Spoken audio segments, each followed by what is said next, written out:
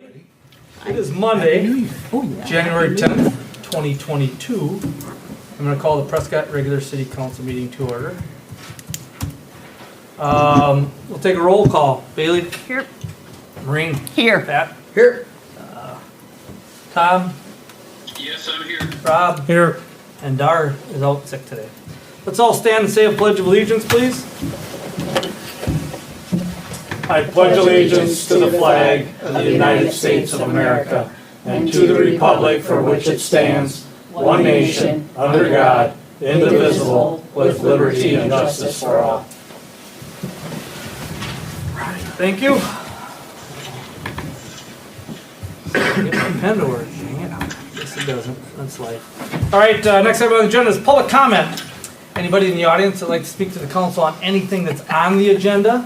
Now would be the time to step forward, state your name, and what your comments are. This one will work. No public comments? Nobody wants to talk to us? All right, that's all right. I got it. Thanks. Well, maybe not. Next item on the agenda is a consent agenda. Regular city council meeting minutes of December 13th. Cash balances year to date. Payable payroll, accounts receivable, EW Homes request for payment of $29,206.08. KML final engineering pay request in the amount of $29,998.50. And Classic Protective Coatings pay request number 3 for final pay request for $18,447.50. Motion to approve the consent agenda. Second. Motion made and second to approve the consent agenda and the 7 items I have read off.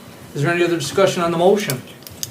If not, all in favor signify by saying aye. Aye. Aye. Aye. Opposed? Motion carried. Next item on the agenda is standing committees. Finance Committee, I think there's nothing at this moment that we need to meet for. Public Works. Next meeting is Monday, February 28th. Oh, that was just not, oh no, it's February 20th. Monday, February 28th at 5 p.m. for those that are on that committee. Planning Commission, we didn't have one this month. We'll have one first Monday of next month. February, I can't remember. 3rd or something, 5th. I gotta get that. Parks and Public Property, Cooley by Candlelight event and bonfire request. I think, Matt, you had a memo in the report, right? So I don't know if you want to present a real quick version of it. Yeah, so Cooley River Trails is doing an event down at McGee Park that they're requesting for Sunday, January 16th from 6 p.m. to 8 p.m. One of the things they are requesting as part of the event is that they have 2 bonfires. There is a map within the package showing where those 2 bonfires would be within the trail. Per our code, they would be required to follow all provisions within Chapter 303 related to open fires that are listed within the memo. So kind of plain and simple. So per that request, we are recommending approval of their events, Cooley by Candlelight, with the provisions as related to Chapter 303. I'll make the motion to approve the request to have the bonfire at the Cooley by Candlelight event. Second. Okay, motion made second to approve the request for the Cooley by Candlelight event bonfire request at McGee Park. Is there any discussion on the motion? If anybody's looking for any information, you can find it on their Facebook event page. All right. Any other discussion, questions? If not, all in favor of the motion signify by saying aye. Aye. Opposed? Motion carried. I can't remember to delay a little bit. Next item on the agenda, or just make a note, the Parks and Public Property next meeting is Monday, January 17th at 5 p.m., which I believe is next Monday. 5 p.m. 5 p.m. Licensing, I don't assume we need anything for licensing. Ordinance, next meeting for ordinance is Monday, January 24th at 5 p.m. Health and safety, we got a police year-end report or year-end review. I think the chief is here to present that, or if you want to just do a quick overview of. Yep. Good. So last year calls for service 5,797. To give you kind of an idea of what that compares to the years before. Our closest year was 2019 at 5,604. Otherwise, it was 4,962 in 2020 and 3,786 in 2018. I would also like to point out we were pretty much 4 people short all half of last year, so that's a pretty significant number. UCR counts for the end of the year. I'm not going to read the zeros. 1 robbery, 7 aggravated assaults, 6 simple assaults, 15 burglaries, 23 larceny thefts, 6 motor vehicle thefts, 18 OWIs, and the officers issued, whether it's ordinance or traffic, 1,231 citations. Complaints against the officers or the PD in 2021, these are formal or substantiated complaints. There was 0. I didn't document or write down the number of complaints that we get called in that says, you know, your person did this wrong or whatever. These are actual documented, signed complaints. Use of force incidents for 2021, 0 OC, 0 baton, 3 taser deployments, 0 firearm deployments. And again, I don't document all the times we put handcuffs on people because technically that is use of force. Canine update. Back when it was proved at the end of the year, we had Cernahouse order the squad for the canine because it was going to take 8 months to get it. I got a phone call from Ron 2 weeks ago. They moved it up and it's done. So they're going to store it for us until everything is settled. That posting closes January 31. Significant court cases that closed from years prior. The burglary arson on Borner Street where they tried to steal a bunch of stuff from the house and they set it on fire. That was closed and the suspect was sentenced to prison. Motor vehicle thefts, there's been a lot of them. That suspect has been charged and is being held in, I think he's in Wood County right now, after about a 7-county chase. And then the explosive device that was found on Campbell Street, that's closed and the gentleman's been sentenced on that too. That's it. Any questions for the chief, anybody? Would there be of any advantage to you using that vehicle at this time rather than just storing it? Do you have anything that it's a brand new vehicle? I know you don't have a dog to put in the back, or maybe you're not ready for an officer for that, but is there any advantage to you have a vehicle that maybe isn't as nice so that you would pull that one out? No, because we ordered so there's also another squad car that's on order. That was just the canine car that they finished up. But there's so much stuff in there that's specific to the canine that it's not even worth loading up and using. Not usable. It's always nice to have new socks and new cars. Yep. But there's one coming. The investigator car is coming probably within the next 3 months, and then the actual squad that we order every other year should be here by April, May. So that'll be new as well. Chief, are you at full staff yet? I am. Oh, good. Really? For the last one starts on Wednesday. Oh, so great. Finally. Yeah. But now they have about 4 months of FTO, so in April they'll be done to where they actually will be this is going to come out wrong, but of use to the police department because the first 4 months they're with somebody, you're still down that officer, but April will be, providing they make it through, will be fully staffed. That's good. And then I think May we're hiring the replacement for whoever takes over the canine spot. All right. Anybody other questions? Thank you. I'd just like to say one thing, Yes, Thomas. and that's this metric of formal and substantiated complaints against officers. I think Eric and the entire department should be very proud of this. It shows me that you're running a very professional operation, and I thank you for that. Thank you. Thank you, Thomas. Anybody else? Matt, thanks, Chief, for your report. Appreciate it. Move on to the next item, which is personnel. Prescott Police Department union contract. I'll take that one, Mayor. There's a report in here I see on that too, so I'll let you present it. So we've come to a tentative agreement based on a 2020 agreement for the Prescott Police Union. The following items or changes are adjusted. You have a copy of the draft agreement with highlights in terms of where the changes are within your packet. Within this contract, the proposed is to have a 3.4% wage increase for all officers, a $1 per hour increase for all officers serving as sergeants, a $1 per hour increase for all officers serving in FTO positions.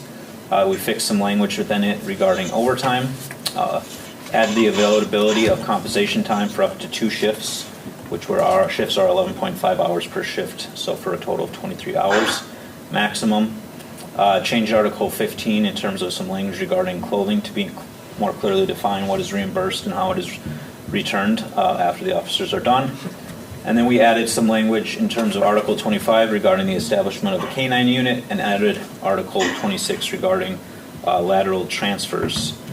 So before you tonight is that contract. Additionally, as part of the negotiations that we had, one of the things that we have talked about is that compensation study that was approved back in December's meeting. The union would like us to clearly define that those are the communities that we are looking at and that we will be using for future negotiations for the next contract.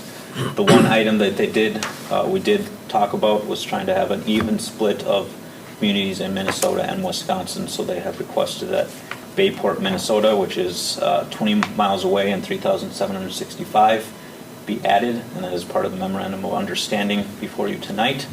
So those two items in terms of approval are for your consideration, and I'll turn it back over to council for comments and questions. Any questions or discussion? Maureen, I know you're part of this, so I don't know if you as a chair have any input or thoughts. Well, I really appreciate the willingness of the Professional Police Association to give us a one-year contract for this year only, because that does then give us the ability to have more data for this, with the salary study included.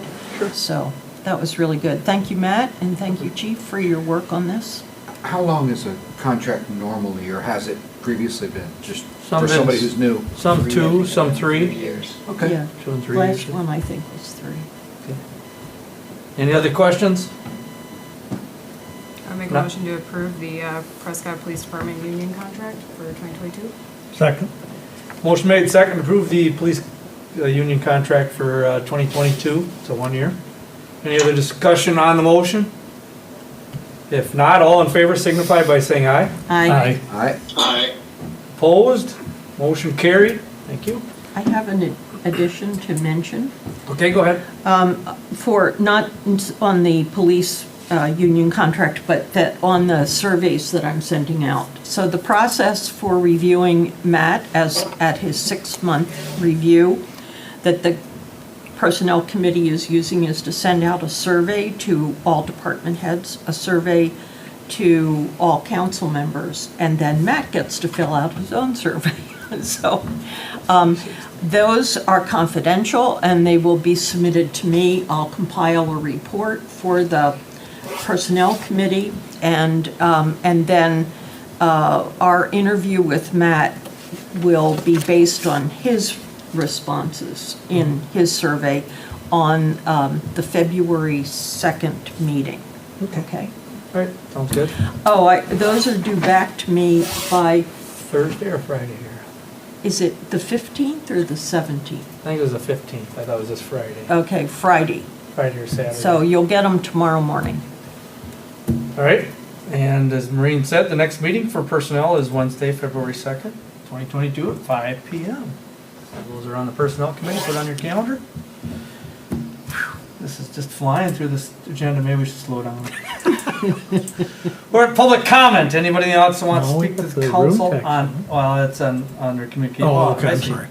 Heck, there isn't public comment here this time. So communications and new business, we'll go to that one, I guess.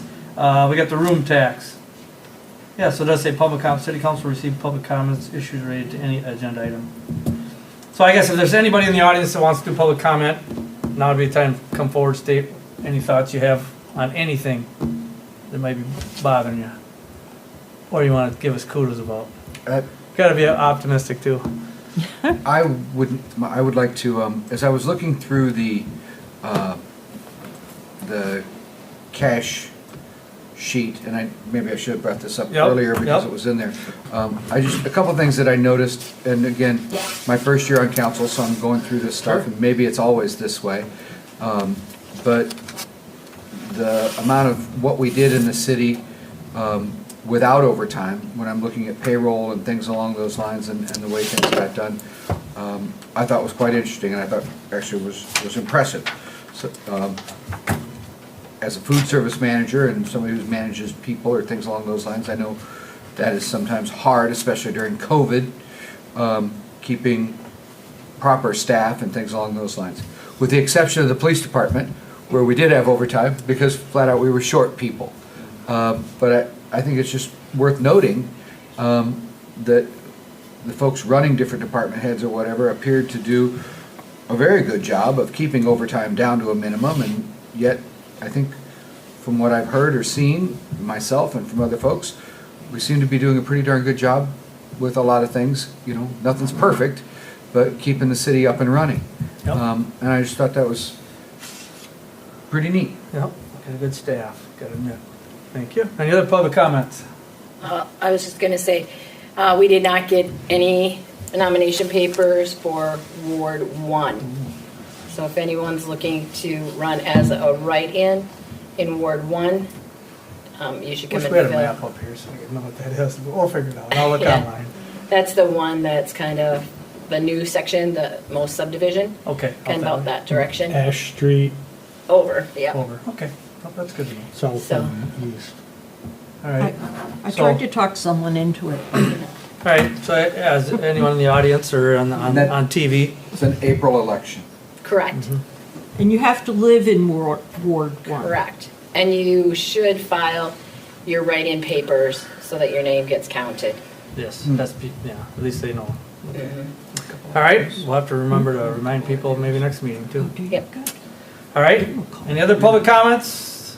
Anything else? If not, we're gonna move to the room tax discussion and presentation, which again, I see Matt gave us a report, so I'll let him do what he needs to do. We're going official on this one.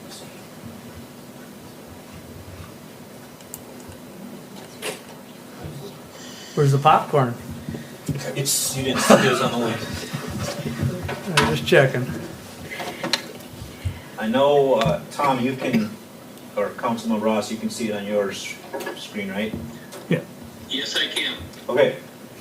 So, in June of 2016, the city of Prescott passed a room tax with an 8%, which is the maximum rate. At that time, it was expected that there was going to be a lodging facility added to the tax rolls, which unfortunately never happened. And a room tax is any transient lodging with 30 days or less where the occupant stays at a facility. Recently, the state of Wisconsin updated regulations, so all VRBOs, properties that are booked through VRBOs, or I shouldn't say all, but some of the VRBO properties that are booked online like Expedia, are starting to automatically collect those funds and disperse them to the city of Prescott. So we started getting our first payments of room tax back, or this last year in 2021. Additionally, we have been in, Chamber reached out and talked to us about how we could potentially use those funds to market Prescott for tourism. So as a result of both of those items, what we're really requesting from the council tonight is to approve the collection of room tax in the second quarter of 2022, because right now we aren't officially sending out notices. That's one of the processes. We send out notices to all lodging facilities. They fill it out and they send us or remit the tax back to us as part of this process. So just give you a quick model of how the room tax works. So paid overnight guests book at a local lodging facility. They spend their money in the local economy.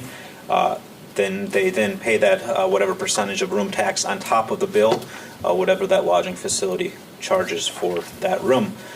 We can keep up to 30% with a minimum then going of 70% going to either a tourist entity or a tourist commission. And then that tourism entity or commission uses those funds for tourism promotion or tourism development. So then how it can be spent, and specifically that 70%, it can be spent using the following criteria. Most likely it has to be reasonably generated to generate paid overnight stays in lodging facilities. It must be used significantly to attract transient tourists, or it can be used for marketing projects, tourist information, or tangible municipal development such as ad buys, tourist services for overnight guests, or funding a convention center. So what we're looking at tonight is if we are in agreement of moving forward and starting to collect that lodging tax and having that discussion, some proposed changes to our city code that are currently on that were enacted as part of the 2016 process. Right now there are over 350 cities in the state of Wisconsin that collect room tax. The average rate across all those cities, you have the full list in your packet tonight, but the average rate across all those cities is 5.1 per 6 with the maximum amount of 8%. The table to your right just shows the ones in the surrounding counties. Baldwin's at 5, Hudson's at 3, Menominee 7, Richmond 5, Pepin 8, and River Falls 6. So in discussing the current rate of what our hospitality owners, one of the beliefs is that we are at the maximum, and as a result, that might be a reason to drive away some of the potential customers to some of the surrounding communities. So have the discussion tonight potentially of lowering the room tax from the current 8% to the 5% that would match the average for the state of Wisconsin at 5.16%. Additionally, right now within our city code, it calls for the distribution as follows. 70% shall go to the commission to pursue those tourism promotion and activities. However, then we have a 27% going to the municipality's general fund, and then there's a 3% that needs to be refunded back to for administrative costs for the administrator, such as the lodging facilities. The issue that we currently have with that is right now, since the VRBOs and the way they collect it from everybody, and then that collection agency just sends us a big check. Our treasurer looked into is if there's a way they can give us a list. Unfortunately, there is no way to get that list, so right now, subsection C is it's basically impossible for us to return that 3%. So one of the things we would be looking at or proposing is removing subsection C and changing B from 27 to 30. This is more of a standard item too of how other communities around us do it as well. And then finally, one of the proposed changes that wanted to talk about tonight was currently the code calls for the city running a tourism commission. This would be a city-run tourism activity or tourism commission, kind of like the planning commission. New Richmond and Baldwin do it through these methods. However, alternatively, the city could look into creating a tourist and working with a tourist entity to pass on those funds, such as the way River Falls and Hudson does it. In this case, that tourism entity would be the Chamber of Commerce. One of the things that they would have to do is be recognized officially as a nonprofit organization. That's one of the processes that they're going through right now. They've submitted their paperwork, so they're just waiting to hear back from the IRS. They would also have to work with them. One of the items is they do have to spend a minimum of 51% of their revenue on tourism promotion and development, and then they would have to provide marketing staff and services for tourism industry within the city. So working with the chamber as a tourist entity, this would potentially allow us to free up our city staff, so the chamber staff would then fulfill the various tourist initiatives and developments that are established by the tourist entity. We'd also would then have to work with them through a memorandum of understanding with the chamber to define annual reporting requirements, define how the board seats are allocated and who they can be. For instance, one seat potentially reserved for the city, either a council member or staff member, or have a lodging facility, etc. And then define how much of the room tax can be spent on overhead and employee costs. So with that, really what we're looking for is a discussion in terms of implementing the room tax and give the direction to staff on how we'd like to proceed. The options are, of course, if we'd like to just do away with the code, the one issue that we are having is now that we've started receiving it, we need to figure out how we want to go about spending it. So is it either keep our city code right now and have a tourism commission run by the city, or look at structuring it through a tourist entity like the Chamber of Commerce and going that route. And then finally, discussing some of the city code to room tax and making those changes potentially on the room tax rate from 8 to 5, and then removing subsection C and 8325 of the code. So I'll turn it back over to the mayor and council for questions. Is chamber wanting to do this?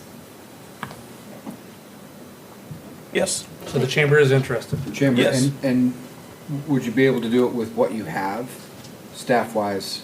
Well, they just noted that they would discuss what cost would go to overhead from the money that we're getting. What is the probability of how much money would come in on the 70% figure? Do we have any guess about what that might be? Well, I think it's going to be defined by the overall rate, but I think, Megan, if I could rely on your potential. My educated guess is between 40 to 60,000 annually will come in at the 8%, and then 70% of that would be what would be spent on tourism. Wow.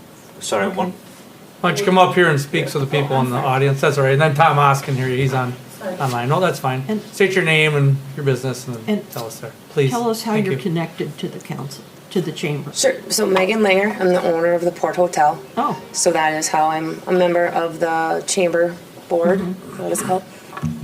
And so then I obviously run and own the port. So based on my books and the books of the people that I'm aware of, my educated guess is that this at 8% would bring in somewhere between $40,000 and $60,000 in 2022. okay. Thank you. That's a good sum. I wasn't expecting that much. Yeah, it's a good chunk. Though. Yeah, that's at So- 8%. Yeah. And do we really want to go down to the 5, or do you want to match River Falls at 6? That's for us to decide, yep. That's what Well- I'm saying, like what, you know. I thought of that too a little bit. And Yeah. do you have any opinion on, I mean, do you feel that, because as Matt said, that, you know, there maybe you're hearing people say, hey, you know what, yeah, I'm not gonna book here tonight because it's costing me this much more on the room tax, or is it right now, as far as you're concerned, not an issue? I think a smaller percentage, you know, Matt and I had talked about, you know, that 5% being kind of an industry middle, kind of an industry average. I don't think that will deter a lot of people. I see a lot of potential. I've been working with Casey at the chamber. There's a lot of really amazing downtown businesses, local people that are committed, and I think that if we had the opportunity to take $30,000, $40,000, $50,000 and concentrate it on tourism, I think that would be a benefit to the town.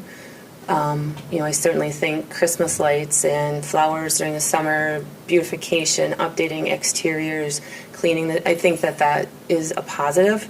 Do I want to pay more tax? No, not really, but I think that the way this would be done and at that 5%, in the travel industry and the hospitality industry, it is a common practice to have the city, county, and state. Because right now what people are paying is 5% to the state, 0.5% to the county, and then this would be on top of that. So they are already paying 5.5%. So we're now going to charge them like that 10.5%.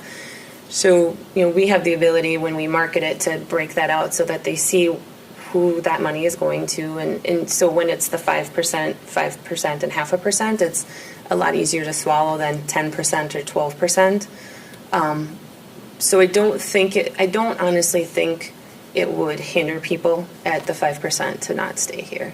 You know, that's $100 hotel room, that's $5. And with our current demand, we don't have hotels here. So I saw that you basically had no vacancy all summer on your sign.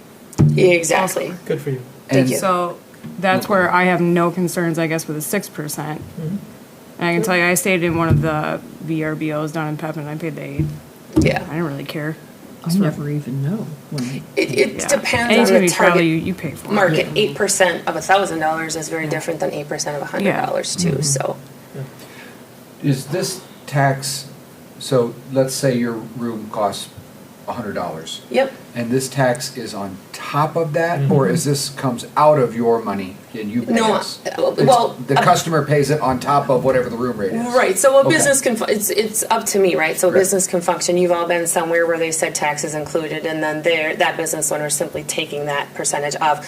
The way I would handle it, because I have software that has to track all of this, so my personal, there would be a line item, because I have to keep track of what goes to the state, what goes to the I've county. seen it both ways, yeah, exactly. Yeah, so the way I would handle it is I would charge that to the client. Yeah, that's, and it shows up, again, you see, I've seen some receipts where it shows up and your room tax and your city tax and this and so, and you know what it is and you know Yep. that, yep, okay. I think we do have some considerations, because some of the things that you mentioned, we're talking like lighting, we're talking flowers, we're talking riverfront, we're talking, so I think we need to just have a clear understanding of who's doing what is the approval process, depending on what it is, and that would be all in the MOU. So that would just, those are considerations I think we need to understand, just so we know Parks and Public Property, where are we kind of dancing, and then where are you guys kind of doing your thing, and to make sure that those align at the end of the day, because we do not want to be disconnected, and then start having two different visions where you can visually see it on the street, you know? So, and I think, you know, we're gonna have involvement, obviously, with the chamber on the riverfront project and pull you guys in, so. And as Matt said, probably one council person could be on that Yeah, chamber board for managing yeah. the money, so you got someone in the chamber always keeping their ear to the, or Matt could go to. I really like Eric, the maybe. opportunity to partner with the chamber. I think this is Yep. really a good move on their part to take on these It's responsibilities. not them and us, it's me, We, you know, yeah. it's all of us. But I think that this is a good move for the chamber. Yep. I would honestly, I would go with option A. I would leave it at 6% and match River Falls. I wouldn't go down to the 516, just match it at 6. If they're at 6, we can be at 6. Hudson's lower at 3%. They also have way more hotels and better tax income coming in to support all their tourism. And then make all the changes that you put at the bottom. Minus the 5%. Tom, you got any thoughts? Uh, Make sure you didn't fall asleep. Looking at it, at first I was gonna mention that the Freedom Park is a non-profit organization, but it sounds to me like the Chamber of Commerce is lined up behind this, so I have no problem with directing this towards the Chamber of Commerce. All right.